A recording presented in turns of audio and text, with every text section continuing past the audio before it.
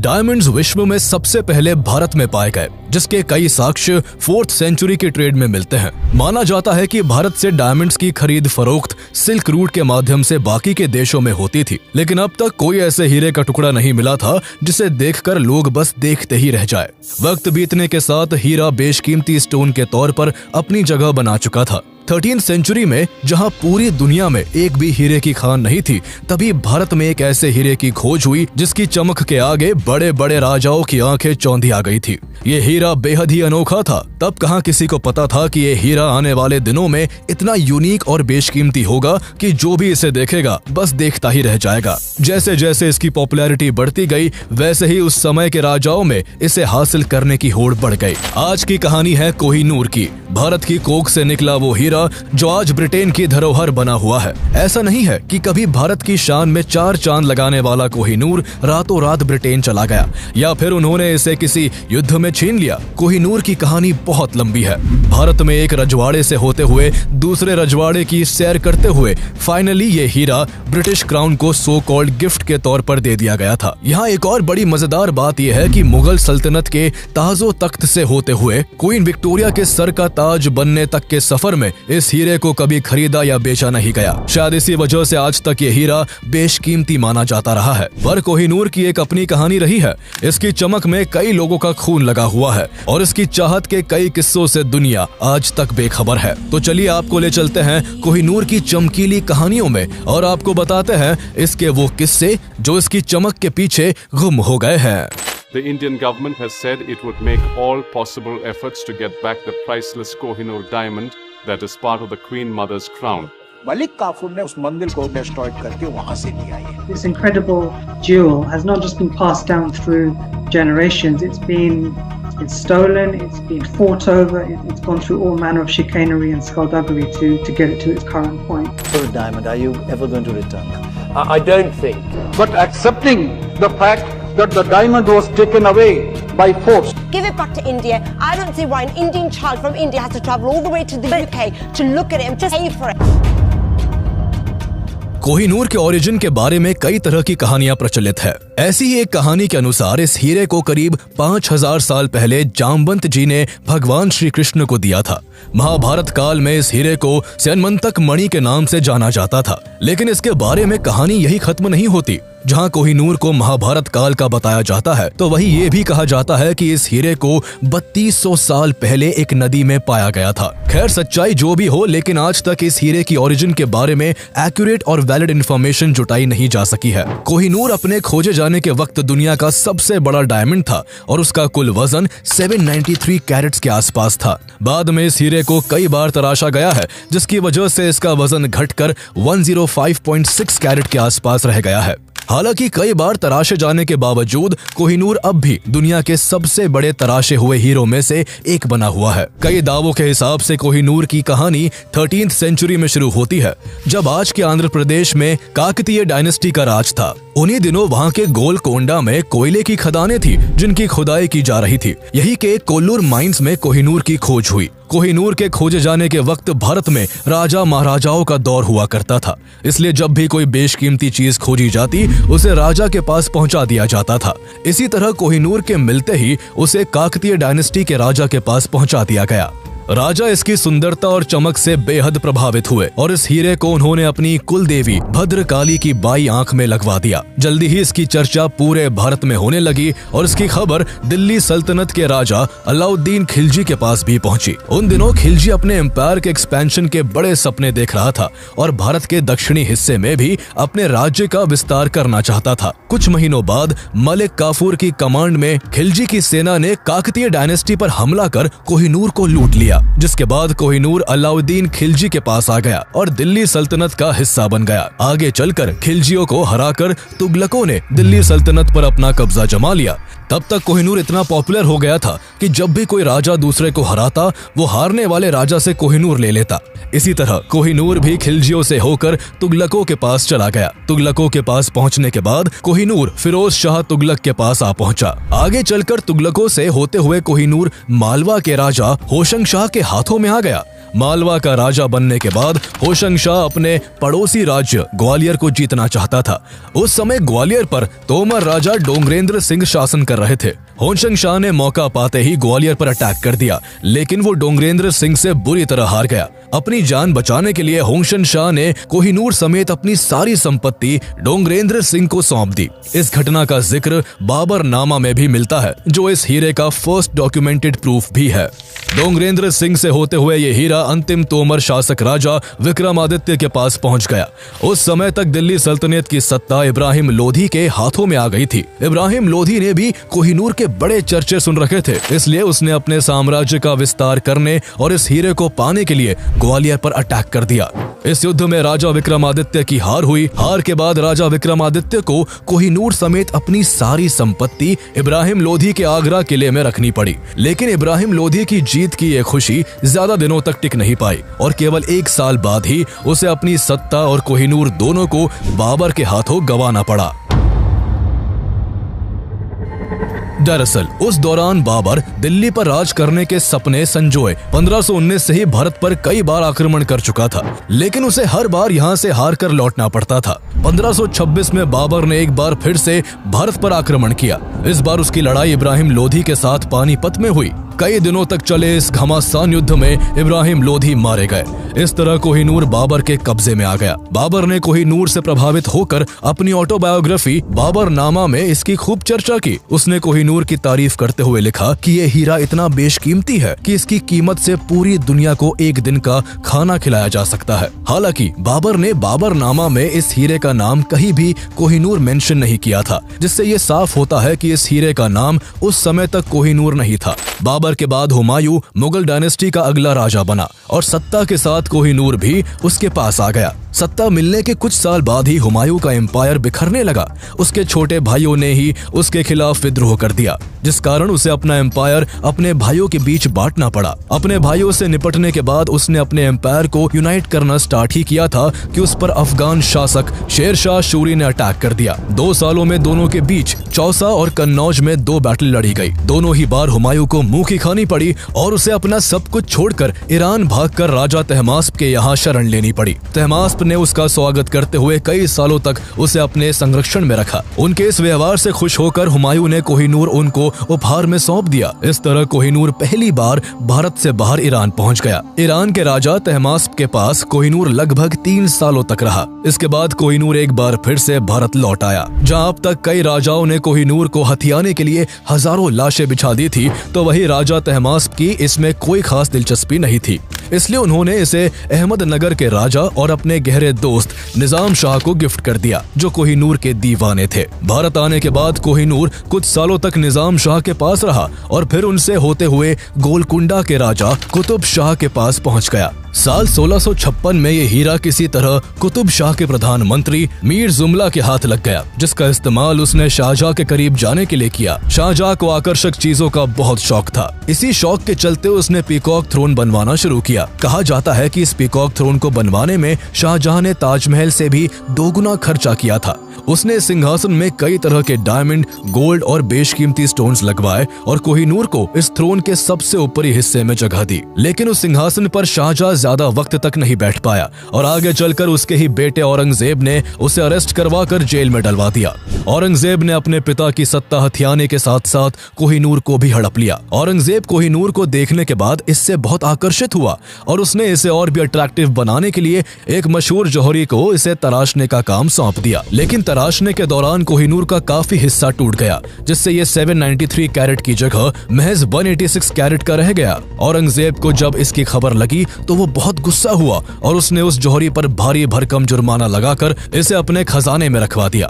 जहां कोहिनूर अपनी चमक के लिए मशहूर था, तो वही इसके बारे में ये भी कहा जाता है कि इस हीरे को जिसने भी अपने पास रखा, उसने शुरुआत में हर जगह जीत का परचम लहराया, लेकिन बीतते समय के साथ ये हीरा ही उसकी बर्बादी का कारण बना। आने वाले सालों में लोगों ने इसे सच होते हुए भी देखा। खोजे जाने के बाद से ये हीरा जिस भी राजा के पास गया, उसका एम्पायर बहुत तेजी के साथ बिखर कर बर्बाद हो गया। मुगल बादशाह बाबर, हुमायूं और शाहजहां के पास कोहिनूर रहा था और उन्हें अपने शासन के अंत में सबसे बुरे दौर से गुजरना पड़ा। जबकि ये हीरा कभी भी मुगल सम्राट अकबर के पास नहीं रहा और वो मुगलों में सबसे लोकप्रिय शासक रहे। मुगलों के बिखरते साम्राज्य के बीच कोहिनूर इसी डायनेस्टी के राजा मोहम्मद शाह रंगीला के पास पहुंचा, जिन्हें बहादुर शाह रंगीला के नाम से भी जाना जाता था। मुगल इस दौरान कमजोर पड़ चुके थे। इसी का फायदा उठाते हुए ईरान के शासक नादिर शाह ने आक्रमण कर बहादुर शाह रंगीला के एम्पायर को तहस नहस कर दिया। उसने पूरी दिल्ली में भयंकर कत्लेआम मचाया। जो भी उसके रास्ते में आया वो अपनी जिंदगी से हाथ धो बैठा। चंद दिनों के अंदर ही नादिर शाह ने मुगलों की सारी संपत्ति लूट ली और शाहजहां द्वारा बनवाया गया पीकॉक थ्रोन भी अपने कब्जे में ले लिया। लेकिन अब तक उसे वो कोहिनूर नहीं मिला था जिसकी चमक के चर्चे उसने सुन रखे थे। दरअसल कोहिनूर उसके हाथ अभी तक इसलिए नहीं लगा था क्योंकि बहादुर शाह रंगीला उसे अपनी पगड़ी में छुपा कर रखता था। नादिर शाह को जब इस बात की खबर लगी तो उसने इसे हासिल करने के लिए बहादुर शाह से अपनी जीत की खुशी मनाने के लिए एक दूसरे की पगड़ी पहनने को कहा। बहादुर शाह जो पहले ही जंग हार चुके थे वो अब नादिर शाह की बात ना मानकर अपनी जिंदगी नहीं गंवाना चाहते थे, इसलिए उन्हें अपनी पगड़ी उतारने के लिए मजबूर होना पड़ा। जैसे ही बहादुर शाह ने अपनी पगड़ी निकाली, हीरा जमीन पर गिर पड़ा। जमीन पर गिरते ही उसकी रोशनी चारों तरफ फैल गई। इसे देखकर नादिर शाह अचंभे में पड़ गया और उसके मुंह से कोहिनूर शब्द निकल पड़ा, जिसका मतलब था माउंटेन ऑफ लाइट। तब से ही ये हीरा कोहिनूर के नाम से जाना जाने लगा। कुछ दिनों के बाद नादिर शाह भारत से कोहिनूर समेत बहुत सारी संपत्ति लूटकर अपनी सेना के साथ ईरान लौट आया। वक्त गुजर जाने के बावजूद उसका कोहिनूर को लेकर आकर्षण कम नहीं हुआ। वो कोहिनूर का इतना दीवाना था कि उसे हर वक्त अपनी नजरों के सामने रखना चाहता था। इसलिए नादिर शाह ने कोहिनूर को अपनी आर्म पर बांधना शुरू कर दिया। कुछ सालों तक तो सब ठीक चलता रहा, लेकिन फिर कोहिनूर ने नादिर शाह के एम्पायर पर भी अपना असर दिखाना शुरू कर दिया। उसकी जिंदगी इस कदर बर्बाद हुई कि अंतिम समय में वो अपना दिमागी संतुलन खो बैठा और अपने ही लॉयल बॉडीगार्ड्स पर शक करने लगा। इस शक के चलते उसने अपने सभी कमांडर्स को हटाकर उनकी जगह अहमद शाह दुर्रानी को कमांडर अपॉइंट कर अपने सभी पुराने कमांडर्स और बॉडीगार्ड्स को खत्म करने का आदेश दे दिया। लेकिन नादिर शाह की प्लानिंग की खबर उसके पुराने बॉडीगार्ड्स को लग गई, जिसके बाद सालार खान और मोहम्मद खान कजर नाम के दो बॉडीगार्ड्स ने उसी रात नादिर शाह की हत्या कर दी। आगे चलकर नादिर शाह के फाइनेंशियल ऑफिसर मोहम्मद काजिम मारवी ने अलम अराय नादरी नाम से एक किताब लिखी, जिसमें इस हीरे का नाम कोहिनूर मेंशन किया गया था, जो इस हीरे का कोहिनूर नाम होने का फर्स्ट वैलिड सोर्स है। नादिर शाह की मौत के बाद उसके एम्पायर पर अहमद शाह दुर्रानी का कब्जा हो गया और वो कोहिनूर को ईरान से अफगानिस्तान ले गया। इस तरह कोहिनूर भारत से ईरान और फिर अफगानिस्तान पहुंच गया। इसके बाद अफगानिस्तान में ही अहमद शाह दुर्रानी के ही वंशज शाह शुजा दुर्रानी के पास कोहिनूर आ गया। बदलते वक्त के साथ राज सिंहासन बदल जाते, कोहिनूर पर मालिकाना हक रखने वाले राजा बदल जाते, लेकिन एक चीज जो नहीं बदलती थी तो वो थी कोहिनूर की चमक और उसको लेकर लोगों का आकर्षण। एक बार शाह शुजा की पत्नी वफा बेगम से किसी ने कोहिनूर की प्राइस प्रेडिक्शन करने का कहा। बेगम ने इसका जवाब देते हुए कहा कि अगर 4 ताकतवर पहलवानों से चारों दिशाओं में एक एक पत्थर फेंकवाया जाए और एक पत्थर आकाश की ओर उछाल दिया जाए, इसके बाद 5 पत्थरों ने जितना डिस्टेंस तय किया उस डिस्टेंस को अगर गोल्ड से भर दिया जाए तो भी उस पूरे सोने की कीमत कोहिनूर जितनी नहीं हो सकती। बेगम की इस बात से कल्पना की जा सकती है कि आखिर कोहिनूर क्यों इतना प्राइसलेस और पॉपुलर था। सत्ता और कोहिनूर को पाने के बाद शुरू में शाह शुजा दुर्रानी के शासन काल में सब ठीक चल रहा था। उसने आसपास के कई क्षेत्रों को जीतकर अपनी शक्ति बढ़ा ली थी, लेकिन एकाएक उसके परिवार में फूट पड़ गई और उसके भाइयों ने ही उसके खिलाफ विद्रोह करके उसे गद्दी से उतार फेंका। शाह शुजा दुर्रानी को अपनी पत्नी के साथ अफगानिस्तान से भागकर लाहौर आना पड़ा, जहां राजा रणजीत सिंह ने उन्हें शरण दी।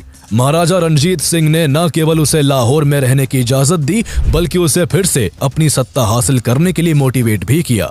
दोबारा सत्ता हासिल करने के क्रम में उसने अटक पर हमला किया, लेकिन उसे हार का सामना करना पड़ा। अटक के शासक जहानदाद खान ने उसे अरेस्ट कर लिया और श्रीनगर की जेल में बंद कर दिया। जैसे ही इसकी खबर महाराजा रणजीत सिंह को लगी, उन्होंने अपने कमांडर मुहक्कम चंद को उसे छुड़वाने के लिए कश्मीर भेजा, जिसके बाद मुहक्कम चंद उसे रिहा करवा कर लाहौर ले आए। महाराजा रणजीत सिंह द्वारा अपने हस्बैंड की जान बचाने से वफा बेगम बहुत खुश हुई और उन्होंने कोहिनूर महाराजा रणजीत सिंह को गिफ्ट के तौर पर दे दिया।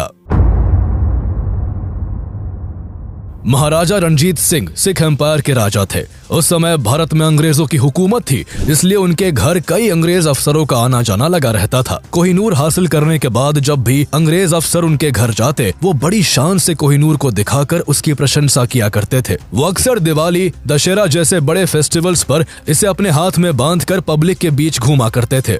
कोहिनूर उन्हें इतना प्यारा था कि वो कई बार युद्ध के दौरान भी इसे अपने साथ ले जाया करते थे। शुरुआती दौर में जब कोहिनूर महाराजा रणजीत सिंह के पास आया था तो उन्होंने कई महत्वपूर्ण लड़ाई जीती थी, लेकिन ये उनकी जिंदगी में आने वाले भूचाल के पहले की शांति थी। वक्त के साथ साथ कोहिनूर महाराजा रणजीत सिंह पर भी अपना असर दिखाना शुरू कर चुका था।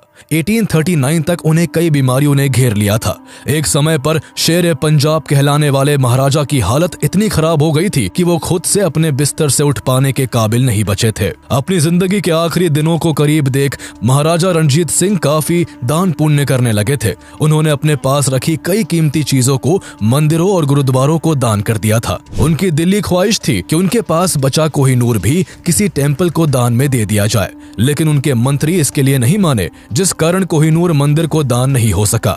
इस ख्वाहिश के पूरा हुए बिना ही 27 जून 1839 को महाराजा रणजीत सिंह की मृत्यु हो गई। कोहिनूर को मंदिर में दान करने की खबर को कई ब्रिटिश न्यूज़पेपर्स ने डिटेल में छापा। इस खबर ने महारानी विक्टोरिया का भी ध्यान खींचा, जिसके बाद महारानी विक्टोरिया ने अपने अधिकारियों से कोहिनूर पर नजर बनाए रखने को कहा।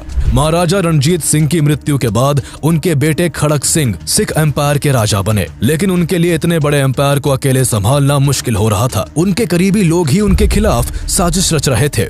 राजा बनने के कुछ ही महीनों बाद खड़क सिंह को जहर देकर मार दिया गया। सिख एम्पायर की यूनिटी में दरार पड़ चुकी थी। लोग एक दूसरे के खून के प्यासे बन चुके थे। करीब 4 सालों तक ऐसा ही चलता रहा। इस बीच महाराजा रणजीत सिंह के कई पुत्र राजा बने, लेकिन उन सभी को मौत की नींद सुला दिया गया। अब सिख एम्पायर की सत्ता को संभालने वाले केवल उनके सबसे छोटे बेटे दलीप सिंह ही बचे थे, जो केवल 5 साल के थे। इतनी छोटी उम्र के बावजूद सिख एम्पायर को बिखरने से बचाने के लिए उन्हें राजा बनाया गया। हालांकि दलीप सिंह केवल नाम मात्र के राजा थे। असल में सिख साम्राज्य की बागडोर उनकी मां जिंद कौर के हाथों में थी। अनुभवहीन राजा और बढ़ती साजिशों को देखते हुए ब्रिटिशर्स को सिख एम्पायर हड़पने का अच्छा मौका हाथ लगा और उन्होंने 1845 में पंजाब पर अटैक कर दिया। सिखों के लिए अंग्रेजी सेना का सामना करना मुश्किल हो गया और कुछ ही दिनों के भीतर अंग्रेज ये युद्ध जीत गए।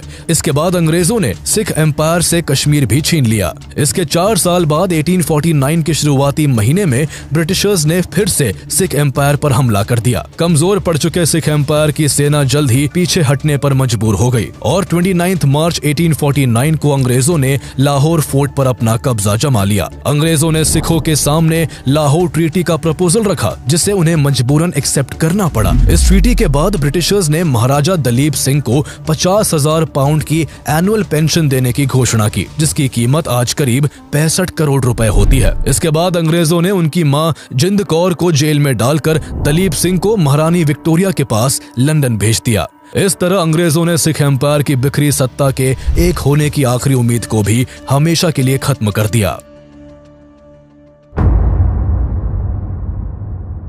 सिख एम्पायर को हड़पने के बाद governor general Lord Dalhousie Kohinoor को लेने खुद लाहौर फोर्ट आए थे। यहाँ से कोहिनूर को हासिल करने के बाद उन्होंने इसे 6 अप्रैल 1850 को एक शिप से महारानी विक्टोरिया के पास ब्रिटेन भेज दिया। कोहिनूर को ब्रिटेन ले जाने वाली शिप को रास्ते में कई मुश्किलों का सामना करना पड़ा था। जब शिप बीच समुद्र में था, उसी समय एक तेज तूफान के कारण जहाज एकदम डूबने के करीब पहुंच गया था। किसी तरह करीब 3 महीने बाद शिप 29 जून 1850 को ब्रिटेन पहुंचा। इसे इतना सीक्रेटली ब्रिटेन भेजा गया था कि शिप पर सवार एक भी इंसान को इस पर कोहिनूर के होने की खबर तक नहीं थी। इसके बाद कोहिनूर को महारानी विक्टोरिया के पास पहुंचा दिया गया। बाद में जब इसकी खबर पब्लिक को लगी तो लोग इसे देखने के लिए उत्साहित होने लगे। लोगों की भारी डिमांड के बाद इसे 3 साल बाद पब्लिक को दिखाने के लिए लंदन के क्रिस्टल पैलेस में रखा गया। इसे देखने के लिए लंदन में भारी भीड़ उमड़ पड़ी। कहा तो यहाँ तक गया कि लंदन में इससे पहले इतनी भीड़ कभी नहीं देखी गई गई थी, लेकिन जब वहाँ की जनता ने कोहिनूर को देखा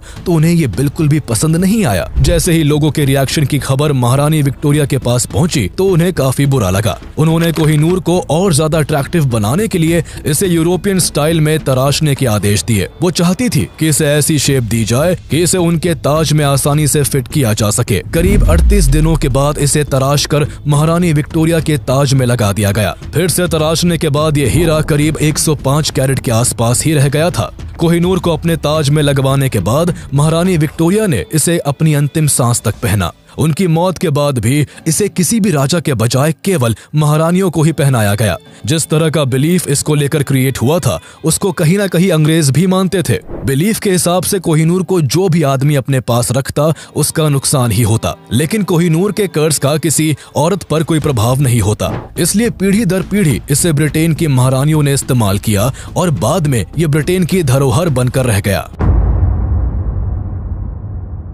लंबे समय से ब्रिटिश राजघराने में रानियों की शोभा बढ़ाते हुए ये कोहिनूर अब भारत की पहुंच से काफी दूर चला गया था। पर फिर 1947 में जब भारत आजाद हुआ तब भारत समेत कई अन्य देश भी कोहिनूर पर अपना क्लेम जताते हुए ब्रिटेन से इसकी डिमांड करने लगे। कोहिनूर अलग अलग समय पर कई कंट्रीज के अलग अलग राजाओं के पास रहा था, इसलिए ऐसे सभी देशों का मानना था कि कोहिनूर पर उनका हक है। कई कंट्रीज द्वारा क्लेम आने के बाद ब्रिटेन ने कोहिनूर को इनमें से किसी को भी देने से इनकार कर दिया। अब तक कोहिनूर पर इंडिया, पाकिस्तान, अफगानिस्तान और ईरान अपना क्लेम कर चुके हैं। भारत सरकार इसे ब्रिटेन से इंडिया भेजने की कई बार रिक्वेस्ट कर चुकी है, लेकिन ब्रिटेन हर बार इसे लौटाने में आनाकानी करता रहा है। भारत ने आजादी के तुरंत बाद 1947 और 1953 में इस पर अपना क्लेम किया था, लेकिन ब्रिटिश गवर्नमेंट ने इसे नॉन नेगोशिएबल बताकर भारत को सौंपने से साफ इनकार कर दिया था। लेकिन फिर भी इंडियन गवर्नमेंट ने इसे पाने की आस नहीं छोड़ी और साल 2000 में भारत के कई एमपीज ने एक साइन डॉक्यूमेंट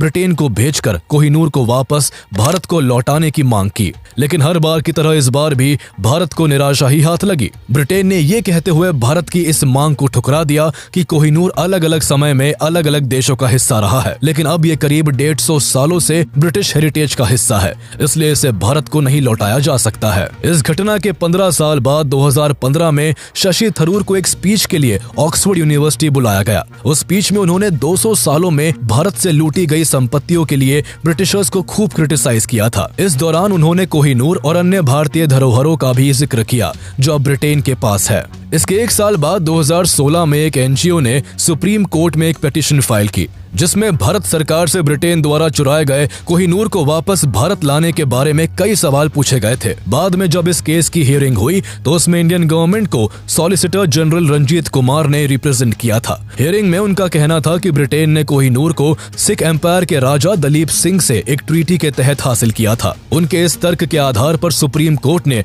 ब्रिटेन द्वारा कोहिनूर को चोरी करने की बात को खारिज कर दिया।